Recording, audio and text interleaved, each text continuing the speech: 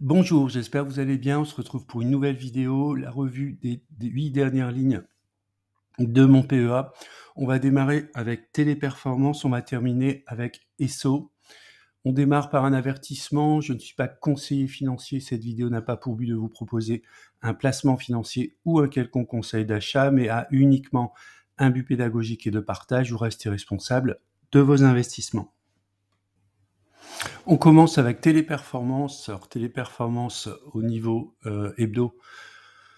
On évolue dans un canal descendant depuis le mois de novembre 2021, donc ça commence à faire déjà pas mal de temps. On semble se stabiliser ici depuis la fin le milieu du mois de février, pardon. On semble se stabiliser dans ce range. Alors j'ai mis un trait noir, on va le voir un peu mieux lorsqu'on passe en quotidien, voilà, qui correspond à un sommet ici. Un sommet atteint le 1er août 2024, donc il y aura peut-être la formation d'un double bottom, on verra bien.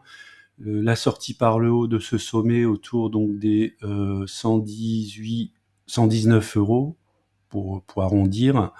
On aura peut-être un signal de retournement haussier sur Téléperformance. Donc moi c'est quelque chose que je surveille, sachant que mon PRU est quand même beaucoup plus élevé. Donc voilà pour Téléperformance.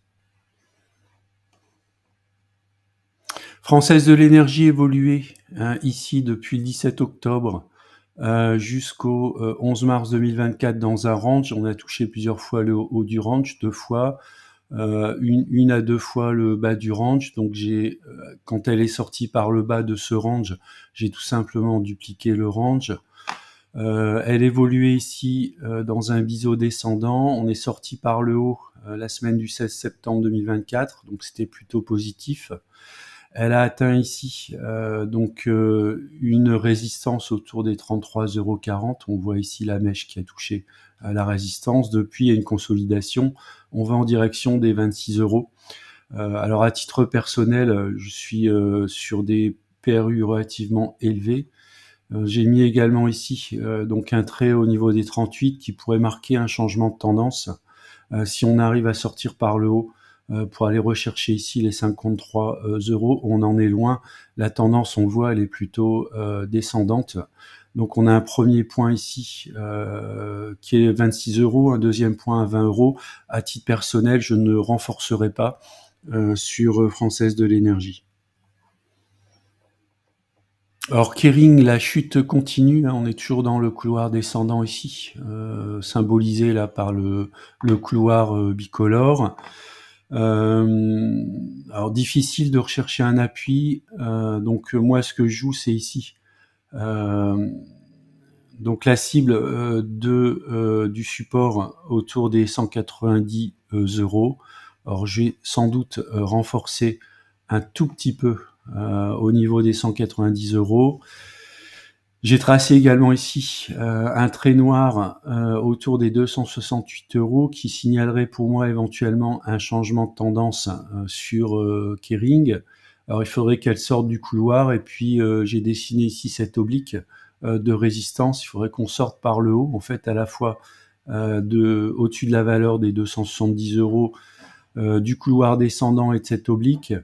On voit qu'on a quand même des points de résistance autour des 300 €, puis ensuite 350 €. J'ai un PRU très élevé, donc c'est pour ça si je renforce, ce sera très légèrement et au niveau des 190 €.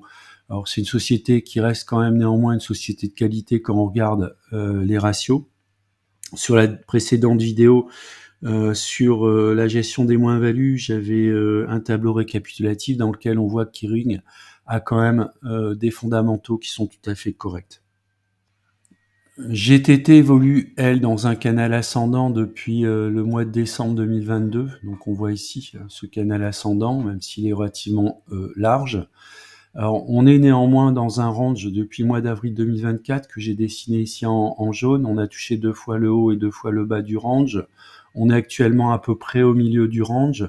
J'avais essayé de dessiner ici des obliques qui fonctionnent assez bien. En fait, quand on passe l'oblique, on a une petite hausse. Ensuite, on revient sur le support à la fois de l'oblique et puis ici des 120 euros.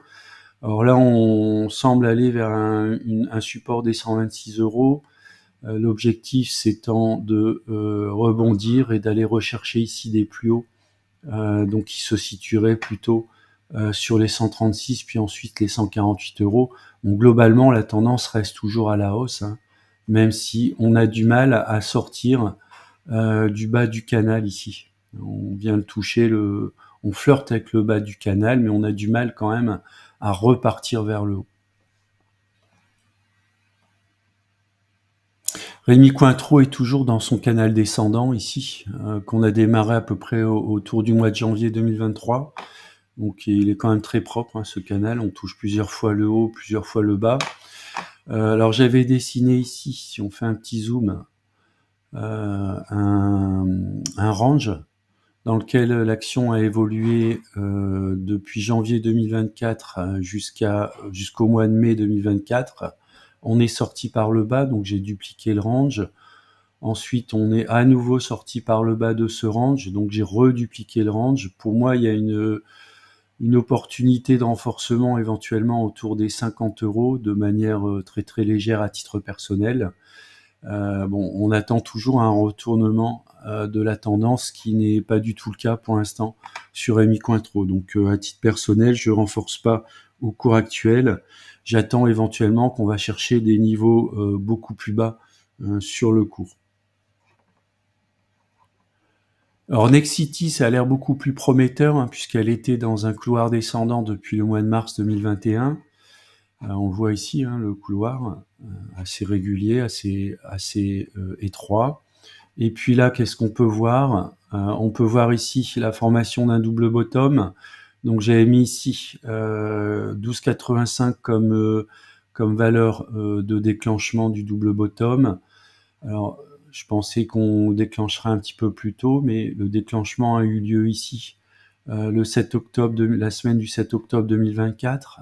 Alors si on fait un petit zoom, on est actuellement sur la zone de déclenchement, donc il faudrait ici une petite accélération vers le haut au niveau de cette semaine pour pouvoir espérer. Alors là, j'ai pris la hauteur du creux que j'ai reporté en sortie ici donc du double bottom, double creux si vous préférez, avec un objectif qui serait de 17 euros, sachant que à partir de 15,50 euros, on se trouve quand même sur une zone de résistance.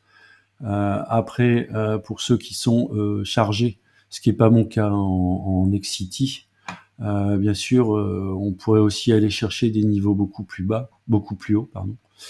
Voilà, qui pourrait être au moins la moyenne mobile à 200 jours, qui serait autour des 28 euros, notamment si la société est capable de publier à nouveau des chiffres qui seraient encourageants.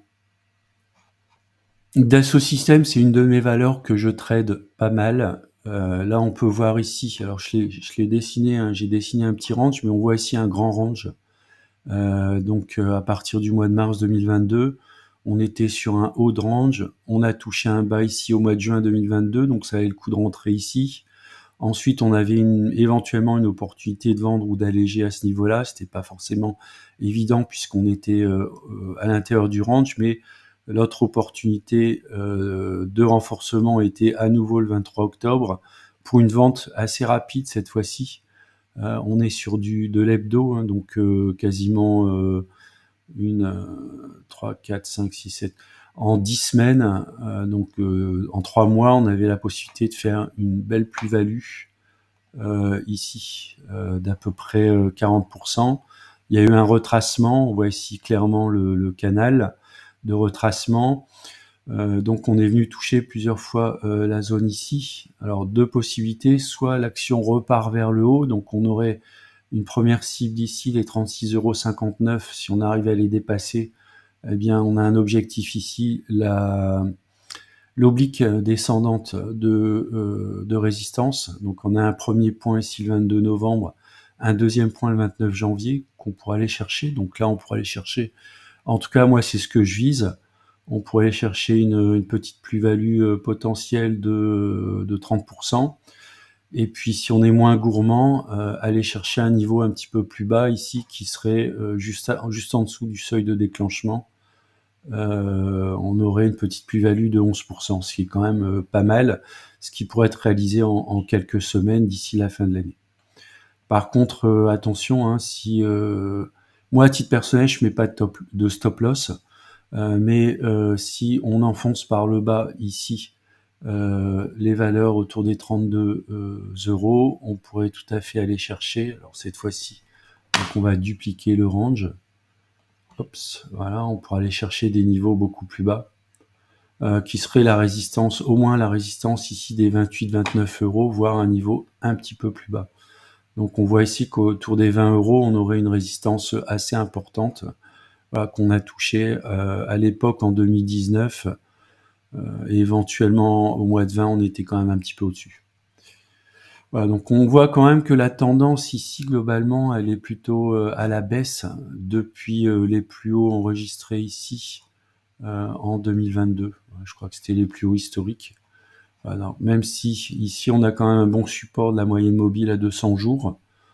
Si on regarde ici, cette moyenne mobile à 200 jours, elle a toujours joué un rôle quand même de support sur Dassault Systèmes. Donc, on peut être quand même relativement confiant sur le fait que la société rebondisse, que le cours rebondisse en fait sur ces niveaux actuels. Alors on termine avec Esso. Donc Esso, je suis rentré très récemment, donc je suis en légère moins-value pour l'instant. On voit qu'elle semble rebondir ici sur un support des 100, autour des 115.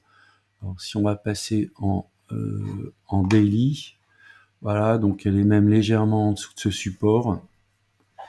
Donc si on n'arrive pas à redresser sur la semaine, donc on a une zone ici qui me paraît intéressante pour renforcer, c'est la zone des 105 euros.